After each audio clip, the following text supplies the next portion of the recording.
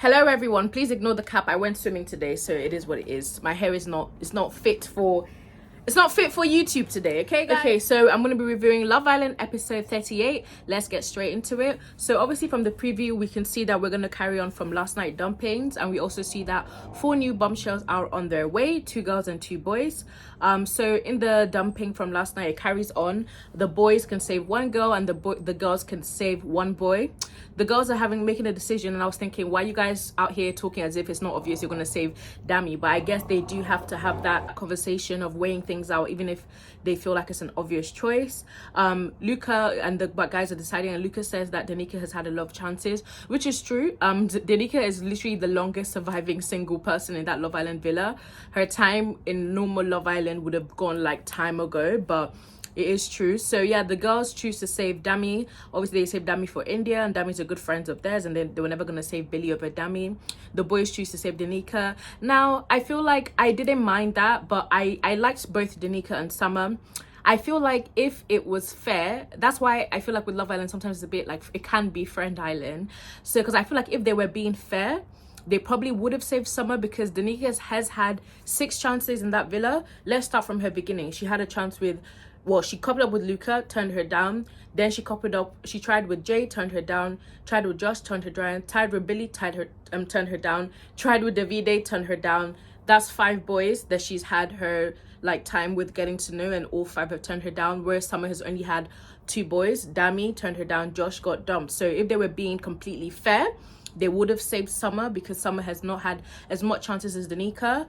But it is what it is. Like I said, I'm not mad that Danica is saved. I liked the both of them, and if I had it my way, I would have probably sent one of the other girls home, but it is what it is. So Danica and Dami are saved. So it's in the morning, and Dami was surprised she's at the bottom, and I was thinking, I just wish it was 3 boys in the bottom, so that him and Luca would have been cracking their brain trying to figure out why they're in the bottom, since they have no sense of self-awareness. Dami keeps on talking about it. He's like, oh, I'm sorry if I embarrassed you, India, blah blah blah, and he was stressing about it. And in my head I was thinking, so you see how it feels when him and Luca were telling Tasha, oh, you shouldn't care about being in the bottom, you shouldn't care. Tasha had been in the bottom at least 4 times in a row, and the boys who had never been in the bottom were telling her that it wasn't that deep, and now you're on the bottom once or maximum twice, and now you're wondering why you're in the bottom and it's affecting you. So imagine if that's done to you over and over and over again. So I feel like it was nice for him to see how it feels, because he is used to not seeing how it feels in that villa. But it is what it is. Deji and Danica have a chat. Danica basically friend zone him in the worst way possible. There's friend zoning someone, and then there's wing manning someone. I think imagine a guy you like telling you that you can be his wig woman. That would hurt.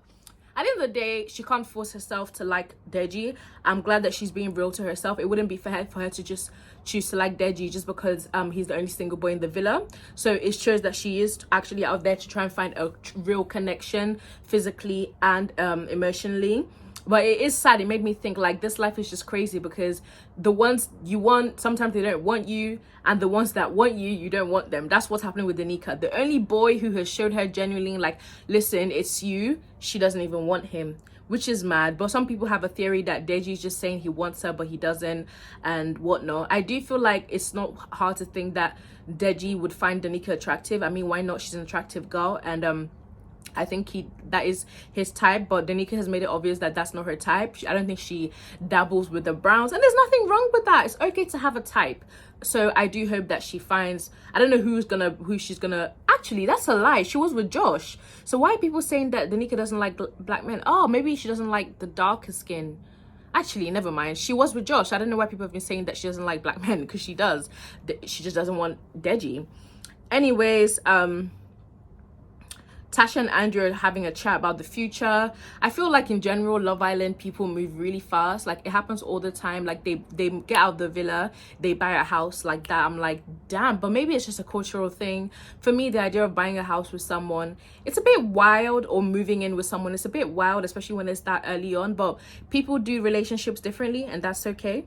And they're talking about the future on the outside and whatnot, so good for them.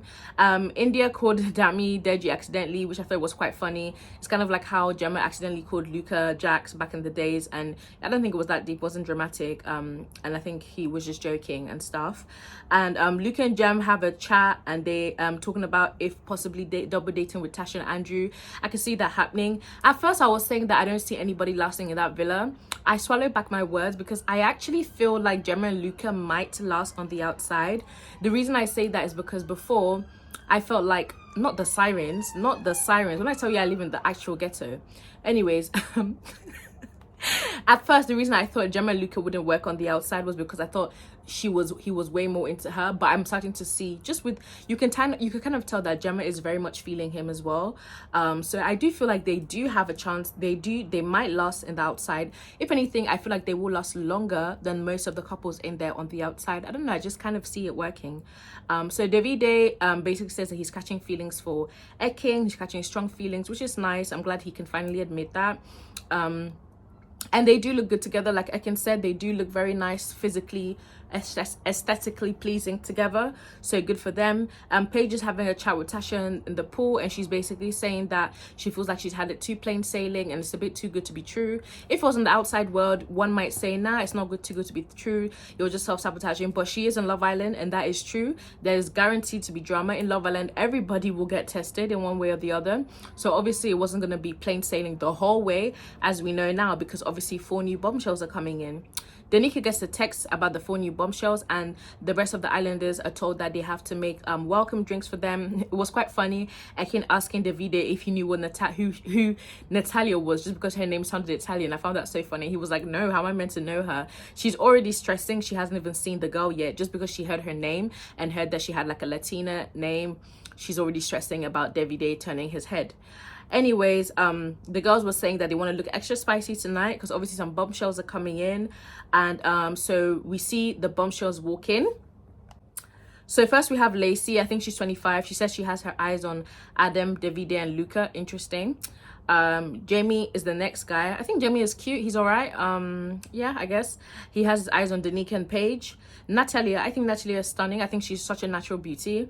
She has her eyes on Davide and Adam. Davide and Adam seems to be popular amongst these girls. And then Reese said his longest relationship was 24 hours. I was like, huh? That doesn't even make sense.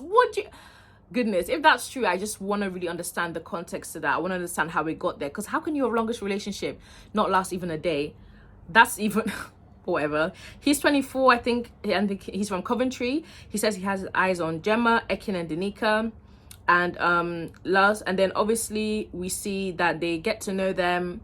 They're getting to know the new people on the by the fire pit. The girls are already looking stressed.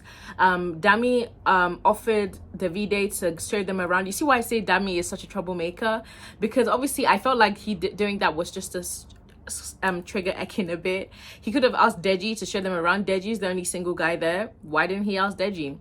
But anyways, let me not read into it. So Davide shows them around, the girls, and they go to the terrace, and he's having a chat with Natalia and Lacey. I feel like, is Davide's head gonna turn? I think Davide will be intrigued by Natalia. I don't think his head will turn now, not because I don't think he is so into Ekin that he can't see anyone else, but if anything, I think they know now it's literally approaching to the final, and it'll be really risky for someone who's in a couple that the public really like, for them to risk it. So I don't think Davide's head will turn, but if it was to turn, I think it would have turned for Natalia. I feel like Adam's head might turn a little bit for Natalia. I don't know for Lacey. I don't know who she's gonna couple up with. If it's Deji, I actually don't know. I don't even know if the new boys, if Danica's gonna be feeling the new boys. I don't know. The bombshells that they brought there, I mean, I don't know what it is. I feel like I just wish they did something different with the bombshells, but I'll reserve my thoughts. But yeah, guys, let me know what you think of today's episode. It was an alright episode. It was pretty chilled. I feel like it's fair enough. We've had 2 really good episodes, so it's not everyday drama, guys. There are real humans in there. It's not everyday violence, everyday drama. Some days smooth sailing.